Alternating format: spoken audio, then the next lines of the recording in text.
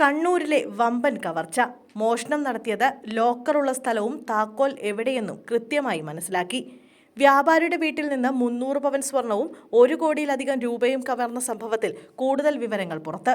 Locker ഇരിക്കുന്ന സ്ഥലവും താക്കോൽ എവിടെയെന്നും കൃത്യമായി മനസ്സിലാക്കിയാണ് മോഷണം നടത്തിയിരിക്കുന്നതെന്ന് വീട്ടുടമ അഷ്റഫിന്റെ ബന്ധു പറയുന്നു. ലോക്കറും താക്കോലും വേറെ വേറെ മുറിയിലായിരുന്നുവെന്നും ജാബിർ പ്രതികരിച്ചു. സ്വർണവും പണവും സൂക്ഷിച്ചിരുന്ന അലമാര പൂട്ടി അതിന്റെ താക്കോൽ മറ്റൊരു ബെഡ്റൂമിലെ അലമാരയിലാണ് സൂക്ഷിച്ചിരുന്നത്.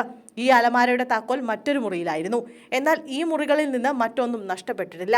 ഇതിൽ നിന്ന് ലോക്കർ മാത്രം ലക്ഷ്യമിട്ടാണ് മോഷ്ടാക്കൾ വന്നതെന്നാണ് കരുതുന്നതെന്നും എന്നാൽ മോഷണം നടത്തിയത് അറിയുന്ന ആളാണോ എന്ന് പറയാൻ കഴിയില്ലെന്നും ജാബിർ പറഞ്ഞു. കണ്ണൂർ വളപട്ടണത്താണ് വൻ കവർച്ച നടന്നത്. അരി മൊത്ത വ്യാപാരിയാണ് അഷ്റഫ്. അഷ്റഫും കുടുംബവും മധുരയിലെ ബന്ധുവിന്റെ വിവാഹത്തിൽ പോയ സമയത്ത് മോഷണം നടന്നത്. ഈ മാസം 19-നാണ് ഈ വീട് പൂട്ടി മധുരയിലേക്ക് പുറപ്പെട്ടത്. ഇന്നലെ രാത്രി തിരിച്ചെത്തിയപ്പോഴാണ് മോഷണം നടന്ന വിവരം മനസ്സിലാക്കിയത്. ബുധനാഴ്ചയാണ് മോഷണം നടന്നതെന്നാണ് സംശയം.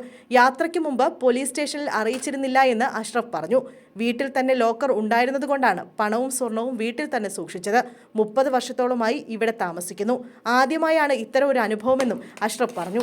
കിടപ്പുമുറിയിൽ ലോക്കറിൽ സൂക്ഷിച്ചിരുന്ന സ്വർണവും പണവുമാണ് മോഷണം പോയത്. അടുക്കള ഭാഗത്തെ ജനലിന്റെ ഗ്രില്ല് മുറിച്ചുമാറ്റിയാണ് മോഷ്ടാക്കൾ വീടിനുള്ളിൽ കടന്നത്.